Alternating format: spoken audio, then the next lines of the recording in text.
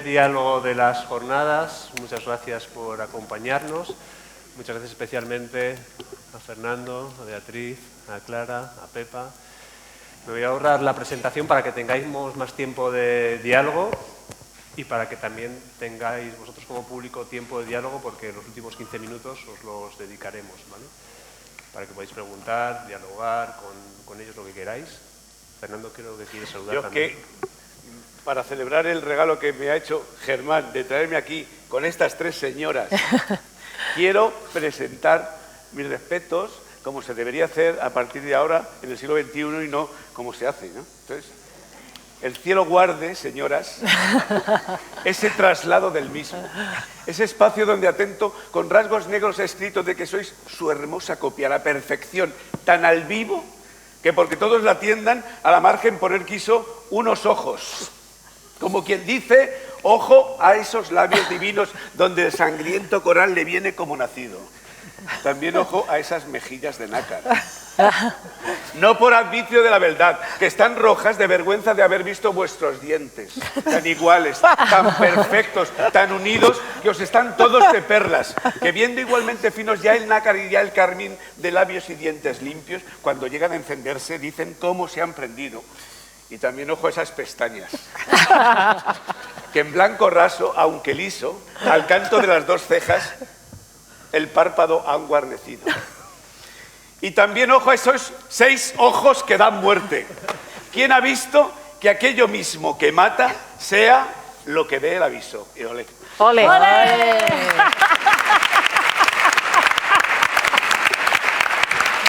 ¿Qué le hacemos? Ay, no sé. Igual a mesa. ¿Qué le hacemos? Total, no podemos igualar. A ver cómo modelo yo a estos monstruos.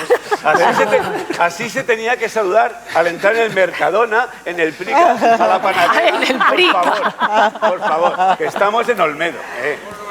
Gracias, Fernando. A ver, vamos a reconducir esto. Diálogo. Primera cuestión, he sugerido algunos temas. El primero de ellos es si podéis contarnos así alguna anécdota, algún recuerdo que tengáis. Ellos han elegido los fragmentos que nos acaban de regalar. ¿Queréis contarnos así algún recuerdo? Venga, Clara, dale. Yo quiero contarlo cuanto antes de que se me acabe el Halls que me estoy tomando, que es casual que me lo estoy tomando y sin embargo es el protagonista de la anécdota. De verdad, o sea, las dos cosas han ocurrido en mi mente en paralelo. Yo, es que me acuerdo cómo empieza. El primer texto que he escogido, de Casandra, no ha hecho en la tierra el cielo cosa de más confusión que fue la imaginación para el humano desvelo. Chale, qué versos tan maravillosos. Fue el texto con el que... Me voy a quitarme el Halls un momento. Que creo que se está notando.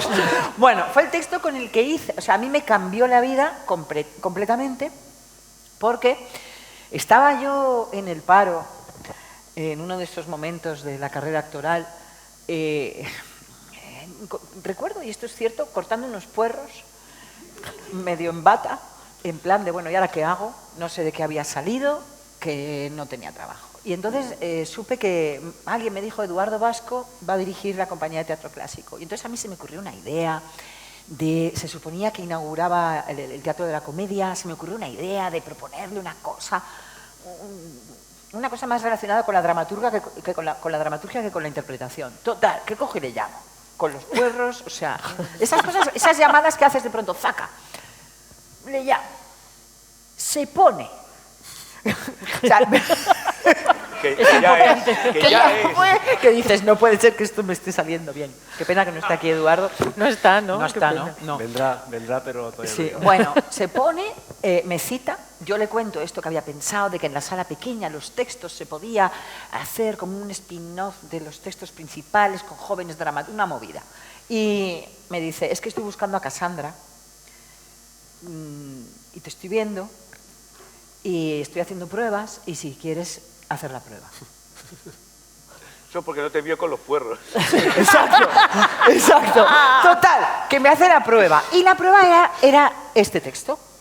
Y entonces yo llegué al Teatro Pavón. Bueno, me acuerdo perfectamente que esas cosas que te cambian la vida, la memoria se queda, porque me acuerdo de dónde lo estudié, dónde estaba, cómo me decían el estilo de Eduardo, busca un estilo directo, busca un estilo que tenga la emoción o que tenga, pero que sea limpio, que sea, no colores, no, bueno, los actores siempre queremos saber qué quiere el director, es nuestro trabajo, ¿no? Entonces recuerdo como lo estudié todo, llego al Teatro Pavón, que era la prueba allí, yo apenas lo conocía, a Eduardo, estaba Marcial Álvarez, que hizo Federico, que había hecho prueba con no sé quién, y cuando estoy súper nerviosa y saco un Halls, cuando voy a entrar, y me como el Halls, y de pronto, esperando fuera en el hall del Pavón, me dicen, pasa, y hace el Halls.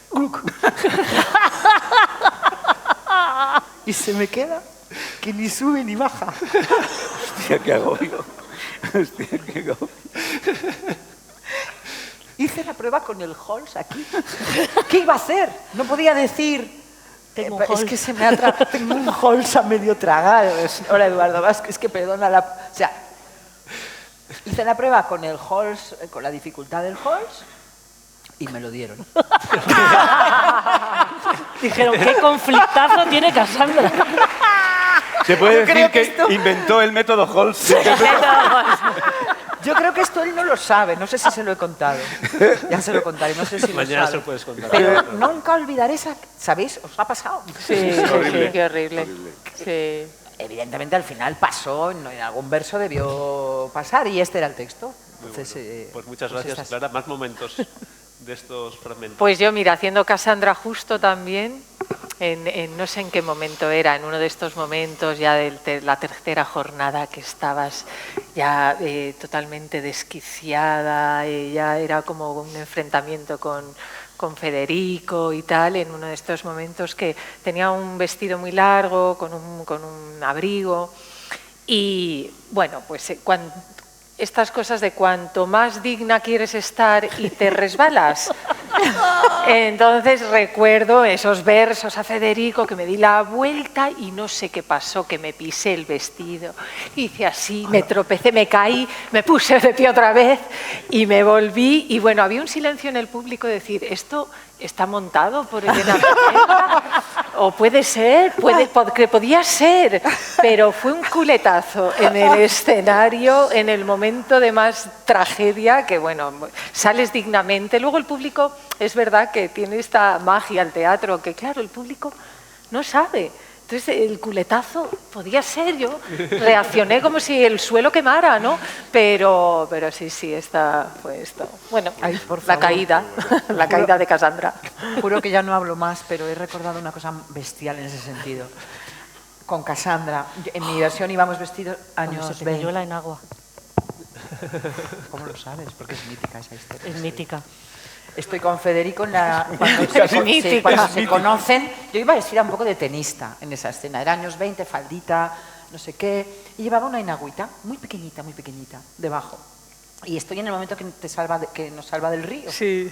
De que se están conociendo y tal, y no sé cuántos. Y de pronto, yo noto como una cosa en las piernas. Y veo que Marcial mira mis piernas, las bragas en el suelo. Que era una enagua, no eran las bragas, pero claro, la idea era, él vio a Cassandra En bragas, con las bragas con las bajadas. bragas en el suelo, en la primera escena. No pudimos, toda la función, cada actor que salía, porque se fue corriendo entre cajas. Porque de hecho yo me la quité. Y me fui con la braga. Se fue a la Fernando. mierda toda la tragedia, fue toda la función. Cada actor que salía, ja, ja, ja, ja. Perdón, ya está. Ya. Fernando, tú tienes otra también. Yo tengo dos. Vale. Una hace nada, en Almagro, la segunda función de lo que son mujeres, en Almagro, que hace un calor tórrido siempre, pues una ventolera del carajo. ¡Buah! Las pelucas moviéndose, sacábamos un panel y 3 personas sujetando detrás, y el público no se iba, todos así arropados y no se iba. Y pues seguimos con la función contra viento y marea, pero literal. Y en un momento dado fue una cosa tan evidente de que el viento molestaba, Y digo, pues mira, y me vine arriba con el verso y paré y digo, un favor pido tan solo, ¡deja de soplar, Eolo! Digo, me voy a tirar, vale. Esa es una. Y la otra se remonta a mi infancia, porque es muy bonita, y es el origen de por qué me dedico a la comedia. Yo hacía en el cole, muy chiquitito, tendría 5 o 6 años, hacía en la función infantil de pastorcillo. Y mi cometido era un parlamento en el que yo salía y avisaba a mis compañeros pastores de que venían los romanos. Y entonces era tal el nervio, me puse tan nervioso que salí de detrás de la piedra y dije, en lugar de mi texto, dije la acotación. Entonces, imaginaos el pastorcillo que estaba así, saliendo de su escondite. Saliendo de su escondite. Eso fue mi primera frase ¡Qué del teatro bonito! y produjo tal carcajada que dije, me gustó.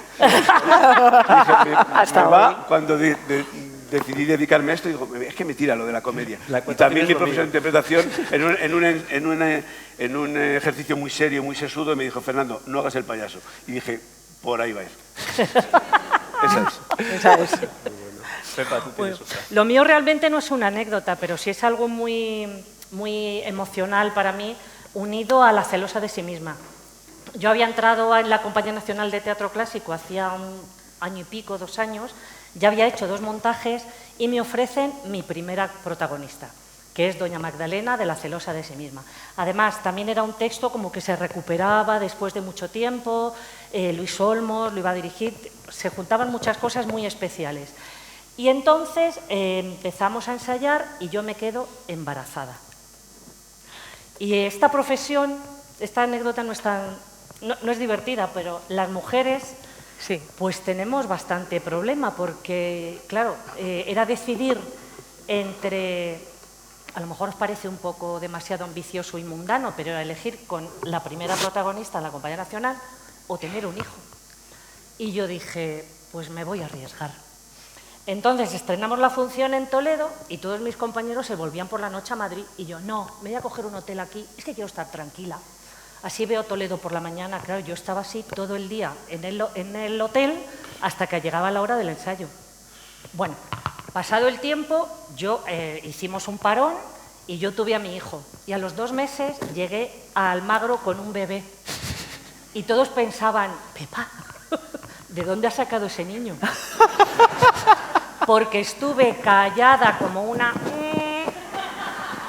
hasta el 6º mes cumplido haciendo función en el Teatro Pavón, solo lo sabía mi compañero Joaquín Notario, por si acaso me daba un flux y me caía por escaleras abajo, además con Luis Olmos, que bailábamos, cantábamos, hacíamos muchas cosas tal. Y por supuesto la jefa de sastrerías, la maravillosa Adeli, que cada poco me iba abriendo la cintura y cada poco le decía al jefe técnico, esta Pepa que está engordando tanto, ¿qué está pasando? Y ella le decía, no, es que en Navidades se ha puesto de turrón y de macarrones. Pues así fue la cosa. Y yo aparecí con mi bebé y más feliz que una perdiz. Sí. Pero la decisión fue dura, ¿eh? Os digo. Sí, sí. Y gané, sí. pero... A mí me pasó lo mismo con El Caballero de Olmedo, que hice, que además vinimos aquí hace 1000 años también con mi hijo, que también, y me acuerdo que también me iban subiendo el talle del vestido. Pero esta vez yo lo dije y al director le dije, me quedo embarazada, y dice, ¿a ti te preocupa? Digo, a mí no. Porque yo me encuentro bien, estoy fuerte, y dice, pues si a ti no te preocupa, a mí tampoco. Digo, pues fenomenal. Entonces yo cada vez que corría de Doña Inés, dama virginal, pues hacía así con el vestido. Así. Bueno, pues lo siento, pero es que a mí me pasó lo mismo. Creo que ¡Qué tenemos que fuerte! Hay que escribir Yo un me quedé libro sobre embarazada esto. haciendo el anzuelo de Fenisa, Hay que escribir algo, sí. haciendo de dama disfrazada de hombre, Adeli en secreto.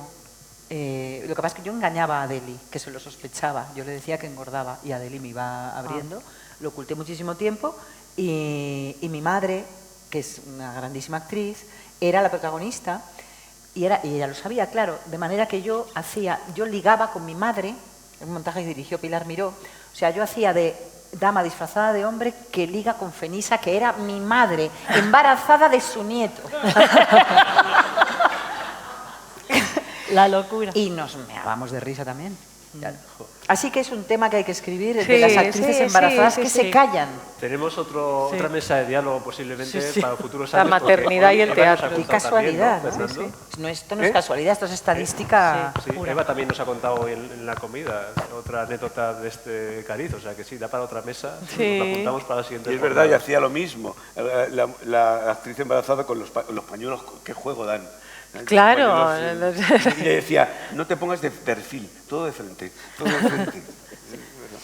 Bueno, después de este primer tema así inicial para romper el Maternal hielo, que ha salido tan bonito. tenemos esta mesa realmente se llama así, experiencia actoral, sufrir y disfrutar con los clásicos. Entonces el tema, la pregunta sería si el verso forma parte de la parte de sufrir o de disfrutar. El verso, ¿cómo lo ves? Hombre, Disfrutar. disfrutar, claro. Sin Hombre, ninguna partiendo duda. de la base que hablar en verso es una impostura rarísima, porque es muy raro, cuando logras saltar el problema técnico que es estudiarlo, entenderlo y decirlo claramente para que el público lo entienda y no tenga que comerse la cabeza, cuando pasas esa valla es una gozada descomunal. Yo creo que sucede ese asunto que dijo no sé quién, de dame limitaciones para ser libre. ¿Alguien dijo eso? ¿Picasso? ¿Quién dijo eso? No sé. También ¿No? ser O libre... sea, el hecho de tener Sí. esas... A mí me encanta, y también yo soy músico de vocación y entonces se parece mucho a la música eso, ¿no? Tienes unas Partitura, normas, claro. tienes unas cosas que tienes que cumplir y eso te da más libertad que cuando eres libre del todo. Ya lo dijo Tikismikis de Mileto, que era un griego. Eso dijo. Ser libre es muy esclavo. No, pero yo no digo eso. Es verdad. Pero sí, es maravilloso decir verso. Es verdad que es muy difícil, pero Es maravilloso. Sí. Sí, sobre todo lo que dice Fernando, ¿no? Que hay unas cuestiones técnicas que tiene, pero igual que la música, la partitura, y tú oyes una pieza de piano tocada por un pianista o por otro y ves sus diferencias. Con el verso pasa igual, tú conoces esas cuestiones técnicas, las estudias, las entrenas y las ofreces. Y el público no tiene que oír cosas técnicas, tiene que oír el alma de los personajes, la energía, lo que quieren contar, la emoción que transmiten. Claro. Y eso es lo maravilloso, poder ofrecer algo tan encriptado en principio, ofrecerlo como algo fácil para que llegue, se entienda y se emocionen. Y es muy bonito porque la forma, o sea, algo que es tan formal, es una ayuda enorme. Es uno de luego lo ves cuando trabajas textos que es prosa, te das cuenta de lo que ayuda aquí la forma, porque la forma, cuando ya te metes mucho, te está dando el personaje, te está dando pistas. La prosa el está autor, sobrevalorada, sí. Sí. La prosa está sobrevalorada. No, y también es un deleite también, que ahora, hoy en día, que cada vez hablamos peor y utilizamos menos palabras para expresar cosas y de pronto cuando un clásico te encuentra y tienes la oportunidad de descubrir esas palabras tan hermosas que ya solo ¿no? la sonoridad es tan bonita, tan mágica y viajar con ellas es Y muchas palabras y muchos giros que ahora que viene la inmigración de Sudamérica vienen. Se habían perdido, han desaparecido, así como el folclore, vuelven palabras y giros con gente que conocemos, que es de Ecuador, que es de Bolivia, que tal, y de pronto tiene giros que dices, uy, esto lo estoy diciendo en esta función clásica, ¿no? Sí. Es muy bonito, es muy bonito. Oye, ¿y tenéis alguna figura retórica favorita? ¿Hay alguna figura retórica que digas? ¿El maldito hiperbatón? ¿Quieres decir? ¿Qué pasa con Dale, el Pepa, hiperbatón en el teatro dale. clásico? ¿Cómo lo manejáis los actores? Porque al final pues, sois los descifradores de hay esto. hay que llevarse bien con él, pero es verdad que sobre todo cuando estás dando clase y estás con actores jóvenes o tal, pues hay que endulzarlo mucho para que eso sea algo agradable de abordar, porque pone muchas dificultades dependiendo del texto, por supuesto. Pero vamos, yo lo llamo así de broma porque siempre es más jocoso, ¿no? Pero... Perdón por la pregunta, ¿pero qué es el hiperbatón? ¿Tú que eres filólogo y te haces el chulito? Cuéntanos qué es el hiperbatón. Porque todo el mundo está así diciendo... Y no tiene ni putera. Pues es lo que haces tú cada vez que recitas versos. Desordenar todas las palabras, cambiar todo el sentido gramatical directo y... Lo de sujeto, verbo y predicado sujeto, ya verbo y predicado. ha Desaparecido. Eva dice que es Volatilizado. meter las palabras como dados en un juguete y Eso es. soltarlos. ¡Ah, qué bueno! Y darle sentido.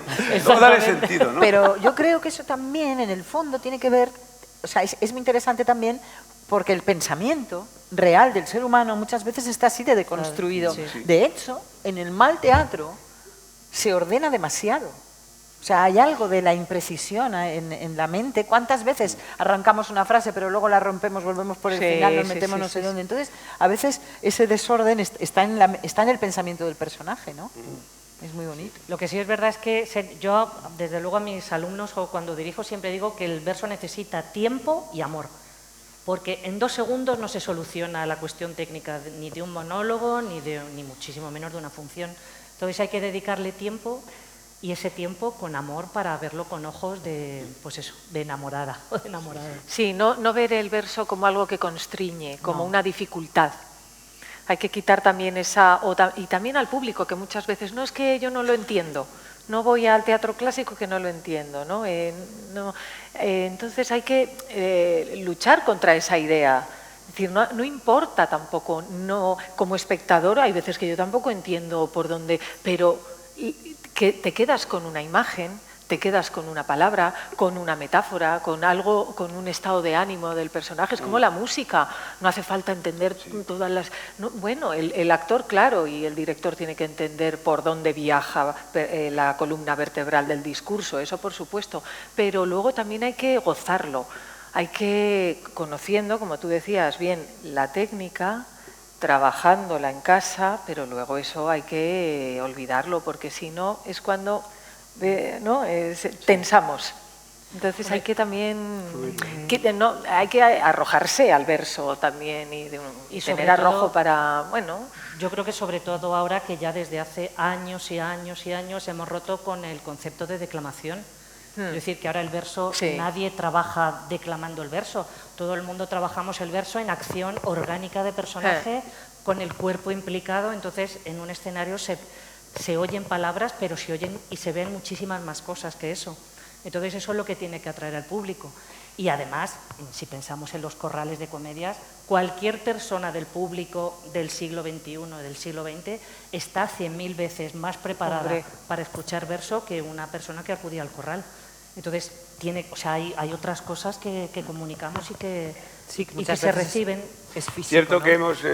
que ahora el verso es más asequible, se hace más no declamado y tal, pero en algunas ocasiones nos pasamos en las curvas y parece que no estamos haciendo verso y lo Lo bonito del verso es que sea verso. con lo Ya. cual la hemos cagado, pues, exceso de encabalgamiento, que aquello no sabe dónde claro. acaba, ni la pausa versal, ni dónde está, y entonces hay que encontrar ese término medio. Sí. Ni tanto Para ni- eso está la métrica, lo de las pistas Claro. que nos organiza. Claro. Claro. A mí me fascina del verso las imágenes, las metáforas. O sea, cómo hablando, todo el rato hemos estado hablando en los textos del conflicto amoroso. El amor que no debe ser, ¿no? Ese eterno y aburridísimo tema permanente, pero ¿qué le vamos a hacer? Es así. Y sin embargo, está lleno de las estrellas, el sol, las imágenes, ¿no? El león, o sea, y creo que en lo que decía Beatriz, ¿no? Que eso al espectador, es que esas imágenes están ahí, son como colores, son luces que aparecen y que conflictos que en realidad no tienen a lo mejor tanto interés hoy, te abre una paleta de imágenes que en nuestra vida no tenemos, ¿no? Y que cada vez se reduce más, lo que hablábamos, sí, la sí. contracción del lenguaje, con los WhatsApp, los tales, es todo el lenguaje Vamos contenido y se pierde. vamos hacia una simplificación del lenguaje en vez de hacia la complejización del pensamiento. Claro, Porque luego el y- lenguaje también es cómo pensamos, hablamos. ¿No? Entonces se nos Sí, está la esta imaginación, cosa ¿dónde de está la habla imaginación? sencillo porque piensas, ¿no? Y esta gente, qué pensamientos, qué Qué complejidad. Qué maravilla, el arte es complejo, claro, tiene que serlo, ¿no? Entonces es maravilloso. A mí no es una figura retórica, creo, ¿no? Los apartes. No, pero a mí me encantan los apartes. Me parece algo, que también está en Inglaterra, en Shakespeare, pero algo del siglo de oro maravilloso. Yo los llamo los vómitos del alma. Y que tengan que los personajes tengan esa capacidad de estar aquí, ay sí, y poder decir, no la soporto, y seguir. Ese tubo de escape, ¿no? Y pasar de una cosa a otra es ese juego teatral que van cabalgando sobre emociones, Sí. no es un teatro psicológico que tengo que pensar, no, es rápido, es veloz, y entonces los apartes a mí me fascinan, me parece de una riqueza que los personajes puedan, en la vida no tenemos apartes. Ahora fíjate, En la tele. se en la está tele, haciendo, sí. Estaba pensando en eso. en Netflix, todas estas series, Sí. se está jugando con los House of apartes Cards. que son mirar a la cámara. Sí. Es decir, esta Y zona. tener los pequeños monólogos a Sí. cámara y luego seguir. Y digo, fíjate, mira, como si hubiesen descubierto algo, ¿no? Es verdad. Estaba pensando que realmente es una suerte este diálogo, o sea, que nos podéis contar cuál es la percepción de estas figuras, de estos momentos. O sea, Son 20 euros. pasas por caja después. Los actores tenemos... El hiperbatón está al alza. o sea, va subiendo el precio. Está en el Nasdaq a 3,5 ahora, puedes invertir si quieres. Otro tema, a ver qué os parece este otro. Pasado, presente y futuro de la interpretación del clásico. En vuestra experiencia actoral, ¿habéis visto una evolución de cuando empezasteis a ahora? ¿Han cambiado cosas? ¿Os gustaría que hubiesen cambiado cosas? ¿Queréis cambiar cosas? ¿Esperáis algo nuevo? ¿Pensáis que hay alguna amenaza? ¿Hay algo que dé todavía más esperanza? La amenaza está clara. La ultraderecha perniciosa, inculta y macarra que nos acecha y que va a acabar está socavando la cultura de una manera feroz. Esa es la amenaza. La incultura, la educación. La educación, Sí, la apuesta por la incultura. exactamente. Es que parece y además que se está hacen alarde de ello, se hace alarde de la incultura, de no haber leído un libro, y luego sueltan unos discursos. Y eso que has dicho también quizá, ¿no? Porque, a ver, lo que pasa es que es amenaza, pero también, no sé, yo soy muy optimista de naturaleza. No leemos, no se lee. O sea, es verdad, los aparatitos, la tecnología, las redes, tal, o sea, el descenso del nivel de lectores es bestial. Pero se publican cientos y Sí, miles de libros. pero se lee poquísimo, es verdad, que se lee, porque hay menos tiempo, pero también ahora, esto es muy dicho y lo decimos siempre, pero es verdad, bueno, pues ir al teatro es un lugar que por narices estás ahí, ¿no? Y no lees, pero como si te leyeran. O sea, te vas a un lugar de cultura que, por otro lado, es muy... Yo creo que sí que hay una sed de eso. Y así van los teatros, que van muy bien, que la gente viene al teatro. Y como dices, a veces no entiende todo, o a veces... Pero hay algo de esto que me están ofreciendo no está en la mierda del cacharrito. Sí, es verdad que a Sí, raíz sí. de la pandemia hubo un resurgir muy fuerte del espectáculo vivo, evidentemente, claro. y eso siempre es bueno. Pero es verdad que yo creo que tiene también, lo que está diciendo Fernando, yo creo que afecta sobre todo también a que ahora para las compañías que tienen menos ayudas y tal, se necesita hacer espectáculos políticamente correctos para poderlos vender. Entonces eso sí que está siendo un grave problema para las compañías, yo creo. Y esas políticas reducen presupuestos de cultura, reducen presupuestos para contratar y todo eso, o sea, es que te vas acotando, te van cerrando poquito a poco, no en todos sitios, pero ahí está. Antes no estaba tanto, ahora sí. Y en la forma de representar a los clásicos y en vuestro trabajo como intérpretes, ¿habéis visto cambios de 20 años para acá? En mi caso, bueno, que compartimos, no somos todos de la misma edad, pero compartimos un poco generación. Yo es que tuve mucha suerte porque yo entré a estudiar arte dramático el año que se creó la Compañía Nacional de Teatro Clásico, en el 86. Entonces, claro, aquello de repente era ir a ver los clásicos y decir, ¿se puede hacer esto? ¿No? Es verdad que luego hemos hablado muchas veces de que el tratamiento del verso a lo mejor no era riguroso, a lo mejor no tenía todo esto que estamos hablando de nuestros amigos, el hipérbato, tal, no sé qué, pero había algo de acercar al gran público esos textos que estaban asociados a una caspa, a una serie de cosas que se desempolvaron para mostrar cosas. Eran los textos de caspa y espada. Eso es lo peor, claramente. Entonces, a partir de ahí, yo creo que ha habido mucha evolución, ¿no?, en cómo abordar los textos. Luego ya con el tema del verso ha habido, yo creo que trabajos más rigurosos por parte de la Compañía Nacional y también por parte de las compañías más pequeñas, ¿no? Y una gran, de hecho, de aquellos años de la Escuela de Arte Dramático salió Micomicon, salió la compañía de Eduardo Vasco, o sea, estábamos todos allí haciendo un poco lo que podíamos. O sea, que ha habido una gran tradición que ha salido y se han ido cambiando las maneras de hacer, yo creo que a mejor. Pero es verdad que ahora mismo con esto de hacer espectáculos un poco políticamente correctos, o les metes, o son muy bien vistos, por decirlo de alguna manera, y a veces también las nuevas tecnologías creo que, o la necesidad de acercarlos porque no terminamos de confiar en ellos, a lo mejor hacen espectáculos que desvirtúan un poco, yo creo que la naturaleza del texto, no sé si estáis de acuerdo. Hay de todo, pero digo que están pasando cosas, pero no sé muy bien qué va a pasar. El actor holograma, por ejemplo, nos inquieta. Sí, de hecho te lo he comentado antes. Claro, estábamos diciendo actor que la holograma. inteligencia artificial nunca nos clone, pero claro, pero eso, es que María Cala sigue cantando por el escenario. Pero yo confío, yo soy optimista también. Creo que el teatro está a salvo. Yo también lo creo. Las artes vivas están a salvo, es un refugio. Yo confío en que hay algo mamífero. Hay algo ahí de ver lo imprevisible, de que te puedes caer o que te puedes tal, o que está vivo, lo que está sucediendo, que eso en lo enlatado pues no va a suceder nunca. Te puede emocionar el cine de otra manera y por supuesto es arte, pero el teatro, la danza, la música en vivo tiene algo que yo creo que está innato en nosotros y que lo necesitamos el encuentro, porque es un encuentro. Sí, las amenazas siempre están, cada época tiene una amenaza y un peligro, pero es que el teatro lleva en crisis 2000 y pico años. Pero está vivo. Es que es así, es un muerto muy vivo, tiene una mala salud de hierro, es así, es que es así.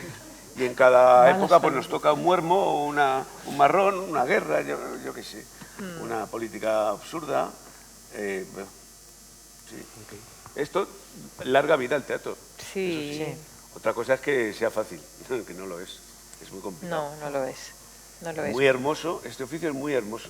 Pero ganarse la vida, como bien sabe todo el mundo, es difícil. Muy áspero, es muy áspero porque...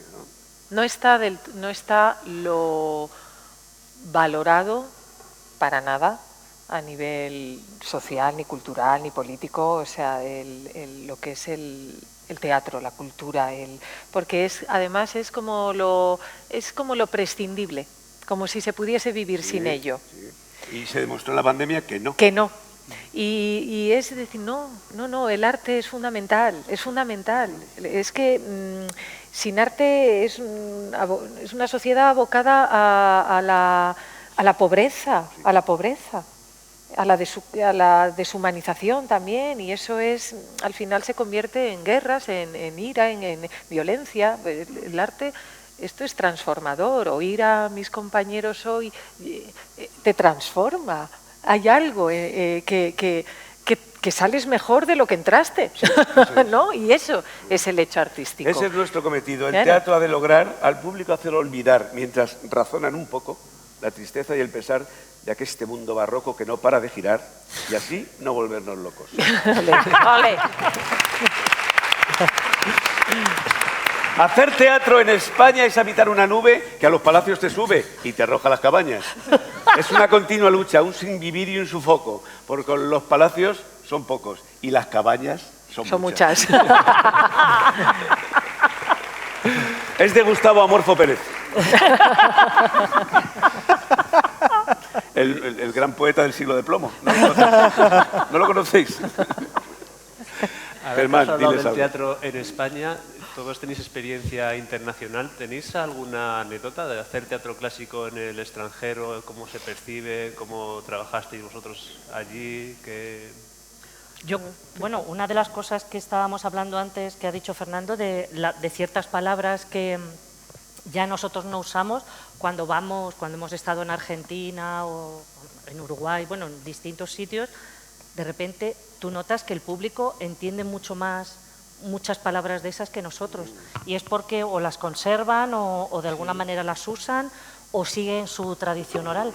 Pero sí es bastante sorprendente, ¿no? Es así, que de repente hay una recepción del lenguaje mucho mayor. No pensé que era por eso, pero es verdad que cuando hicimos El Castigo sin Venganza, tanto en México como en Argentina, teníamos la sensación de una escucha impresionante, ¿no? No es que no la tuviéramos en Madrid, no es que la tuviéramos en España en toda la gira, pero era algo... Sí, había una avidez, una cosa muy, muy impactante y quizá tiene que ver con eso que dices, claro. Aunque a lo mejor el lenguaje de alguna manera les era más cercano, esa riqueza, ¿no? No puede ser. Además allí también ha habido mucha tradición, ¿no? Sobre todo en Uruguay, a raíz de la Sirgu y de todo, de todo lo que se expandió. Tú ibas allí y la gente, no solamente hijos o nietos de emigrados, sino la gente conocía pasajes de las obras que llevábamos. Entonces, bueno, es muy emocionante, la verdad. Luego también, esto no es Latinoamérica, pero un espectáculo que dirigió Elena Pimenta, La voz de nuestros clásicos, que hicimos aquí hace unos años, tuvimos la suerte de, junto con el Instituto Cervantes, llevarlo por muchas sedes del instituto por todo el mundo. Y la recepción era, en Alemania, que de repente estaban ahí en algunos sitios se traducía y en otros no. Y yo me acuerdo en Londres, con un grupo de actores, decían, ¡ah, qué bonito! Y yo les decía, ¿entendéis algo? ¡No, qué bonito! Hay algo que trasciende, que va más allá de lo intelectual. Pero eso tiene está que claro. sonar un hiperbatón en alemán. Se entiende mucho mejor, seguro. Pues, por ejemplo, en Francia lo hicimos tanto en Burdeos como en zonas donde había habido mucho exilio español después de la Guerra Civil, y era impresionante ver a los hijos, nietos, familiares de aquellos exiliados llorando, escuchando los versos de Calderón, de Lope, porque les recordaba lo que sus abuelos, sus bisabuelos les habían contado de la tradición dramatúrgica de nuestro siglo de oro. Y era, de verdad, de ponerse el corazón impresionante. Qué bonito. Estas palabras transmiten mucho más de lo que pensamos. Tú también tenías una, ¿no?, de Japón, Fernando. No es con los clásicos, sí, en Japón es una función nuestra de piratas, no tiene que ver con los clásicos, pero bueno. Nos llevaron al festival de Yokohama y el tema pues es universal, piratas. No hace falta el lenguaje, pero sí, nos preocupamos de aprendernos todos los tacos más brutales en japonés, porque íbamos con una persona que era nuestra traductora y nuestra guía. Entonces, llegamos allí, ellos los japoneses, que son tan apretados, tan circunspectos ellos, y soltábamos aquello y los ojillos achinados se les abrían. O sea, nos miraban así como diciendo, o sea, maldito bastardo, hijo de... las cosas más bestias. Entonces acababa la función, era en la calle, todos súper organizados, se ponían moquetas, los niños aquí sentados, los mayores tal y nosotros de pie. Una perfección organizada en la calle, increíble. Y al acabar la función, nada. Y de pronto afuera una cosa, un paquete de una cosa que nos cae aquí. Ya verás.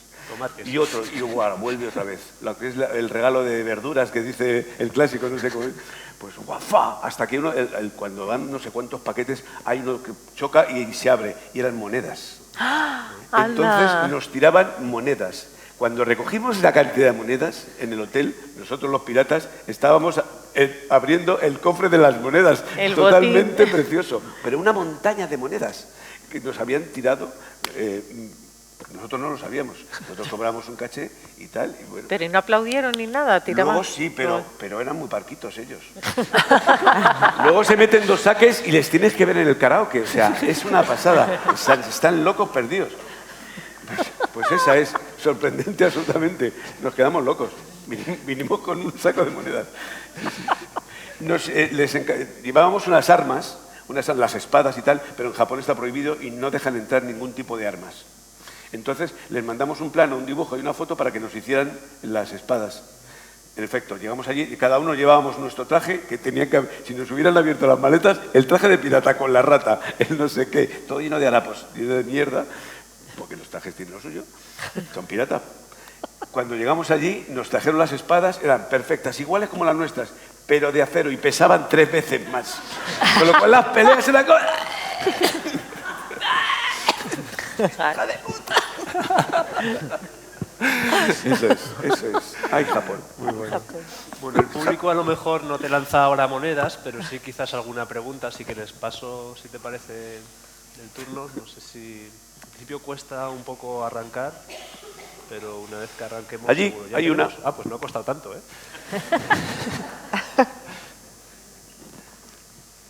A lo mejor es japonés y quiere replicar. A ver, Por alusiones, ¿no? Buenas tardes. Quería daros la enhorabuena a todos porque ha sido una preciosidad asistir al espectáculo de escucharos con esos versos maravillosos. ¿Y gratis? Me ha pasado una cosa curiosa cuando en el intermedio he ido al cuarto de baño, me he encontrado unas chavalitas jovencillas que estaba yo esperando a que me tocara y ellas las oía lo que estaban diciendo entre ellas, ¿no? Y decían, joder, es que no me sabía casi ninguno de los diálogos que han dicho. O sea, eran chicas que, claro, lógicamente luego he hablado con ellas y les he dicho, pero vosotras es que os gusta el teatro. Y dice, claro, claro. Me dice una, dice, yo quiero ser actriz. Entonces, me ha encantado ver una chavalita jovencita y varias que decían, es que no me sabía casi ninguno de los diálogos que han dicho. Y les he dicho, yo digo, es que algunos eran un poco complicadillos, ¿no? O sea, digo, yo que me gusta mucho, digo, había piezas como, por ejemplo, la que estrenasteis ayer, que hacía 2 siglos que no se representaba y ellas no la habían visto ayer. Entonces, bueno, quería preguntaros un poco por cómo veis el futuro de las nuevas generaciones para que sean los nuevos... Vosotros estáis ahí en pleno apogeo, pero quiero decir para que haya renovación para el futuro. ¿Cómo lo veis? Es que en eso estamos. En eso estamos, Y en es el hacer gran- teatro, no hacer teatro para jóvenes ni teatro para niños, hacer teatro bien hecho, con verdad, con amor, con entrega, con empeño y que llegue. Si cuando llega a los jóvenes les hace así la cabeza.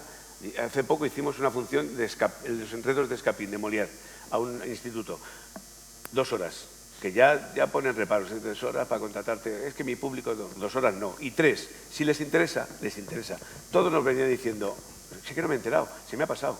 ¿Pero Molière quién es? ¿Está vivo? Esa es otra. No conocían. Claro. No conocían, es que no conocían quién es Molière. Ya no digo, no sé, no se me ocurre un nombre raro. Molière, Calderón, es que no lo conocen, es que no se da en las escuelas, es que se pasa por encima. Es el gran tema, es importantísimo, es el gran tema. Hay que conseguir, y yo creo que toda idea es buena y todo lo que se pueda hacer, cómo llegar, ¿no? Hacer que vengan al teatro, que es muy, muy delicado, porque tampoco se les puede, esas cosas que pasan a veces, les lleva a ver cosas que entonces ya odian el teatro para toda su vida con razón. Sí.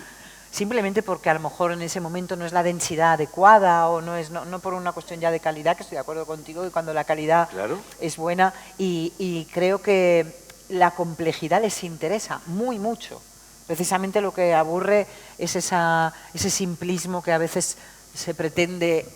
Y dicen, no, si es que son muy listos y son muy rápidos. Es que hay que darle los textos como son, no se puede acercar, pero hay que simplificar para que lo cómo. entiendan. Lo van a entender. No son tontos. Pero ¿cómo se les trae? Porque gratis no Claro, funciona. ¿cómo se les trae? Si los colegios no tienen presupuesto. Nada, obligatorio en no los exámenes y todos suspendidos si no vienen. Claro. Es lo único, no, o sea, es lo único. Claro. Sí, luego también para mí, el teatro sería una asignatura, pero obligatoria, sobre todo en secundaria y bachillerato para los adolescentes, la vida. o sea, porque eso es maravilloso. Maravilloso, el teatro como pedagogía también y como espacio de juego, de libertad, de improvisación, un espacio seguro donde nadie va a hacerlo mal, sino vamos a divertirnos. Entonces encontrar, yo creo que también el vínculo entre los teatros y los institutos, por ejemplo, también, ¿no? Cómo fomentar también el interés también por los educadores, que vengan antes a ver una función, que les puedan hablar de esa función ya con un conocimiento de lo que han visto, encuentros de los actores, luego les encanta, los encuentros les encanta. Esto que estamos haciendo les encanta a la gente joven, conocer a los que te han visto hacer de reina o de tal y luego ven que eres una persona normal que hablas como ellos y que te ríes. Eso va como haciendo, ¿no?, un pozo. Pero es educación, es crear vínculos y...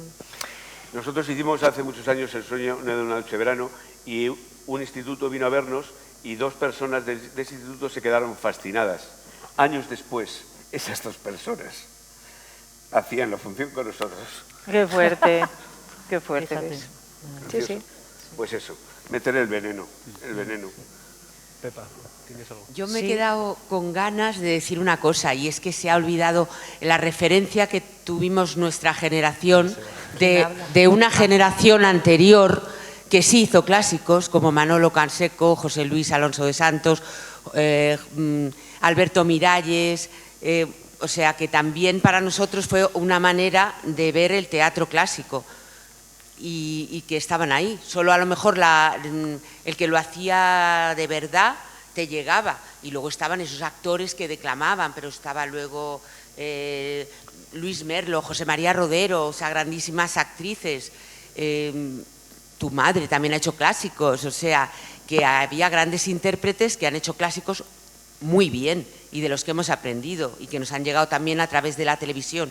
Ahora mismo la televisión no tiene un espacio para el teatro y eso sí que habría que conseguirlo, que hubiera desde el Ministerio pues una intención y que tuvieran un programa de teatro, pero donde se viera teatro pues todas las semanas. Desde el Ministerio y desde todos los organismos públicos de donde sea. Ya. Venga, manifestación. El problema, por ejemplo, que tiene esto que estás comentando es que ni siquiera los alumnos de las escuelas de interpretación están interesados en el teatro. No van. Están interesados en la fama. En el cine. Tanto las... quiero decir, a mí me parece que las plataformas, televisión, las redes sociales bien utilizadas son una maravilla. O sea, no estoy en contra. Pero el problema es que, por lo que sea, eso lleva a que lo que es el espectáculo en vivo no esté valorado ni siquiera, ya te digo, por alumnos que quieren dedicarse a ser actores. Voy a hacer un poco de autocrítica. También a veces hacemos, o sea, también a veces el teatro tiene algo muy endogámico y muy, ¿no? Y estamos en, a veces aburrimos. También. Por eso hay que hacerlo bien, y a veces quiero hay que hacerlo bien, que claro. haya una misión, exacto, ¿no? Claro. De también esa cuarta pared, ¿no? Sí. Machacar esa cuarta pared, ¿no? Pero fíjate, a veces el teatro hace cosas para sí mismo, ¿no? Para el propio mundo, ¿no? Pero, por ejemplo, antes hemos hablado de la declamación y ahora mismo comentas toda esa tradición de actores que eran también hijos de su tiempo. O sea, yo la declamación no estoy en contra de ella, creo que es una maravilla poder oír a la Sirgu y a toda esta gente hablar de esa manera en aquel tiempo, porque eran, ya te digo, el teatro tiene que estar conectado con el público y de su tiempo y con el que le oye, y era una manera bella de hacerlo. Ahora tenemos que hacerlo de otra manera porque somos hijos de otro tiempo, pero nosotros, nuestra generación, tenemos esa tradición a nuestras espaldas. El problema es que los jóvenes, esa tradición de alguna manera se les ha roto por muchos lados, desde la educación, por supuesto, lo que estamos hablando, que no, y luego por un afán de convertirse en cosas que no tienen que ver realmente con ser actores, sino con ser o famosos o las cosas rápidas que da toda la vida que llevamos. No sé cuántas cosas son, pero desde luego hay algo que nosotros podemos hablar de cosas del pasado, porque las hemos conocido y las hemos visto. Ellos no pueden. No pueden porque tampoco se las han ofrecido o se las hemos ofrecido. También por quitarles un poco de responsabilidad en eso, creo. Se las hemos ofrecido, aquí estamos los que hacemos como podemos y nos dejamos los cuernos y el dinero y el tiempo en eso, en dar teatro de calidad y hacerlo honradamente, que puede gustar o no puede gustar. Las instituciones el Ministerio de Cultura. Eso lo tiene que impulsar. Tienen que dejarse de armas y de leches, que espérate la que nos viene encima, si vienen el 5% de las armas, ¿de dónde van a recortar?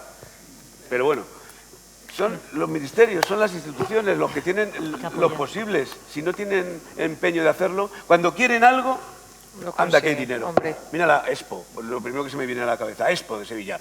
¿Qué no hubo allí de dinero? Que luego se estuvo pagando durante mucho tiempo después.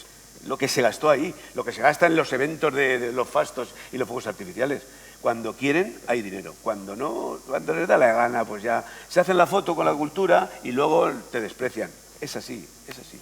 Creo que Oye, Mar tiene otra pregunta. una Mar. cosa, perdonar que al hilo de todo lo que estáis comentando, ¿quién no ha venido a hacer alguna función o a presentar alguna función? ¿No os acordáis de lo hizo Adolfo y lo hemos venido haciendo en el clásico durante muchas etapas, en algunas muy intensamente, Pepe Villuela? Pepe Villuela, era maravilloso ir a presentar una función del clásico con Pepe Villuela, pero con cualquiera de los equipos, con Pepa, ¿cuántas veces hemos ido a presentar las funciones a los institutos y a los colegios? Sí. Era una etapa que a lo mejor, bueno, pues se podría retocar, que ha estado más en alza en algunos momentos, en otras un poco más sometida a los vaivenes de los presupuestos y de publicaciones que a veces se hacen y otras no. Acordaros de los cuadernos de teatro clásico. Todos hemos hablado de los cuadernos de teatro clásico, todos habéis contado en los cuadernos de teatro clásico lo maravilloso que era lo que llevabais al escenario.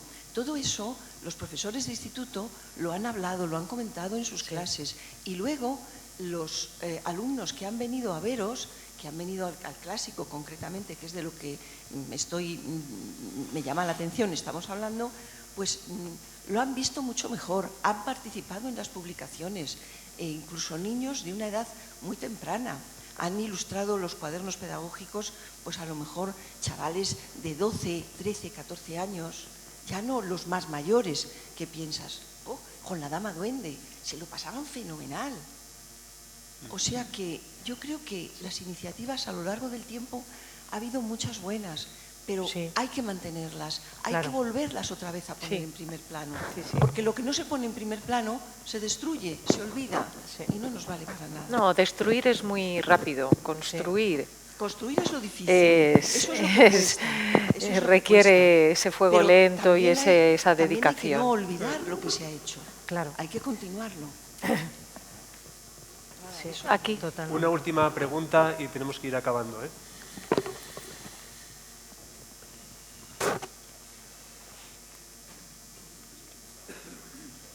Bueno, Venga, si hay, dos. si hay problemas Dos, podemos dos. dos preguntas, ¿eh? No pasa nada. Y respondemos rápido.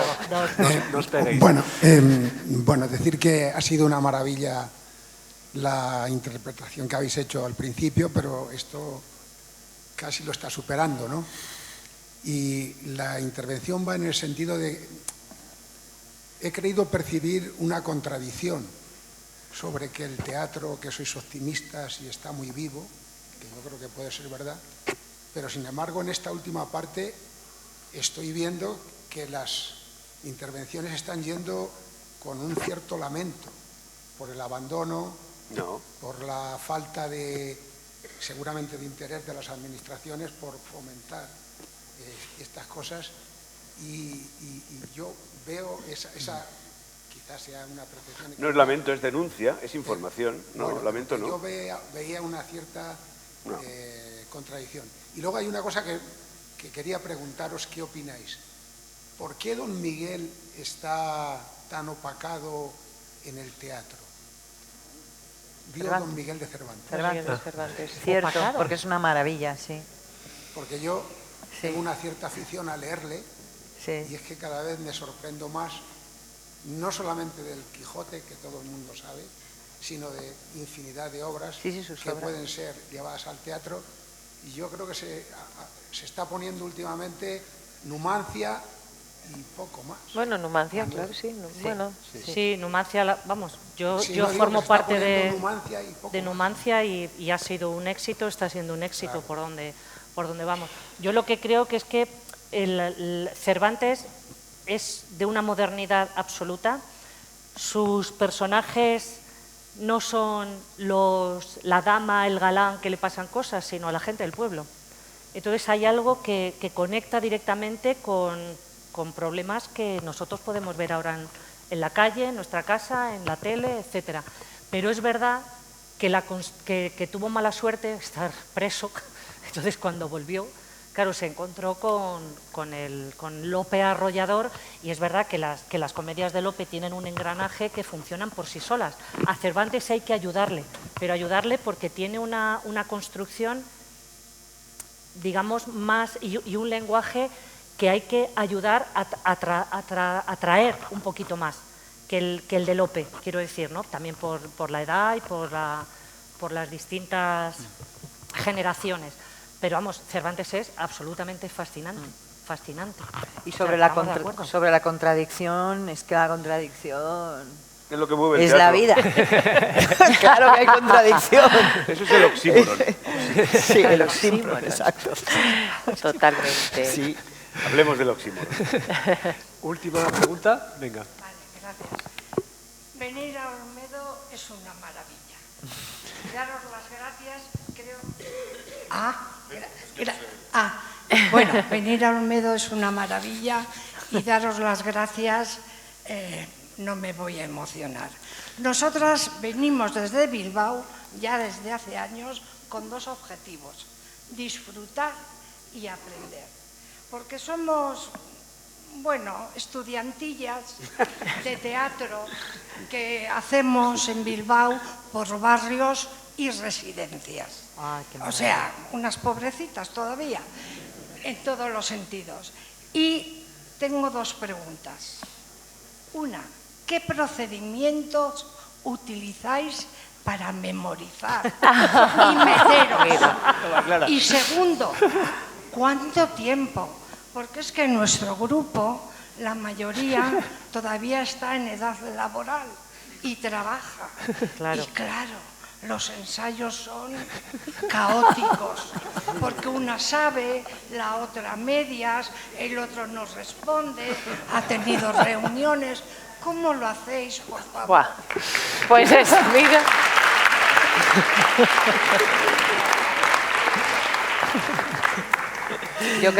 Yo creo que la memorización me da la impresión, compañeros, ¿no?, que es algo que cada maestrillo tiene su librillo, Sí. que vas descubriendo qué te sirve, qué técnicas te sirven y además las vas modificando, Sí. ¿no?, a lo largo del tiempo y con cosas que conoces.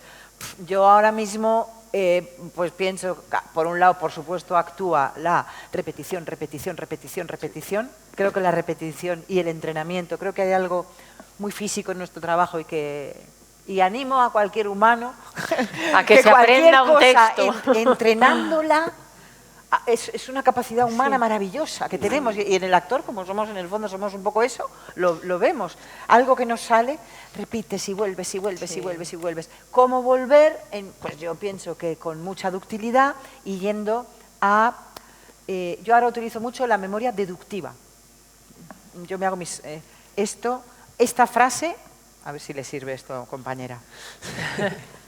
Ahora mi técnica es, esta frase es el fracaso del anterior.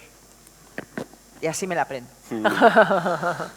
Yo, por ejemplo, para estudiar lo escribo. Yo lo hacía eso también. Lo escribo. Y también hago, para palabras raras, reglas mnemotécnicas. Mis apuntes son un cómic lleno de dibujos, de flechas, de colores. Este color me recuerda a esta palabra. Este dibujo, un monigote, me recuerda a esta otra palabra. Y lo escribo y lo escribo. Hasta el punto que, como para el teatro vale todo y no se tira nada, yo voy almacenando a lo largo del tiempo esos escritos y son legajos, así en papel, como reciclado, que parecen pergaminos antiguos y que luego utilizamos en el teatro. Los hemos utilizado muchas veces. Y de vez en cuando abro uno y digo, mira, este es de Lavaro, cuando estaba en el Parlamento ese de aquel, del año 2011. Hace así, mira, este es del Tao. Cada uno tiene su sistema que funciona, pero eso sí, codo, repetir. Sí. Es un músculo, es que hay que ejercitarlo, es como hacer gimnasia. Yo, por ejemplo, no puedo memorizar sentada ahora, pero antes sí. Ahora no, ahora ya tengo que caminar. Y paseando voy memorizando con el texto, pero necesito moverme, Porque he descubierto que moviéndome, Sí, no sé por qué, yo también. tardo menos. Hay algo en los circuitos, yo también estoy en eso. Sí, sí. Es verdad, el movimiento, El movimiento. se debe activar algo del riego, porque yo lo hago, si no caminando, cuando todavía no puedo ir caminando, sí en el atril, pero moviéndome. Haciendo gimnasia delante del atril. Y es verdad, si te mueves eres más rápido. Lo voy a probar. Pruébalo. Sí, no. Yo de momento es sentada en el despacho, pumba, pumba, pumba, y repitiendo. Te aprendes 3 versos o 2 frases, repites, añades otra, repites, añades otra, Claro, claro. acumulando. ¿Tenéis algún ayudante que os... Yo no. Unas navidades, mi nieta, yo ya pensé que me sabía mi papel y la digo, a ver, Aisea, escucha. Ta. Digo, ¿cómo? ¿Qué tal? ¿Me he confundido? Dice, abuela, aquí no pone nada de lo que tú me dices. Pero hombre, usted es una dramaturga. Pues da señora. igual. Eras dramaturga. en vez de Es una actriz. dramaturga. Hace versiones. Creadora. Muy bien. Bueno, tenemos que ir acabando, porque como decía también Pedrisco, los actores también cenan, ¿eh? Pues muchísimas gracias. Muchas Hemos gracias. hecho Gracias a un momento vosotros. inolvidable. Ha sido muy bien. Gracias. Sí.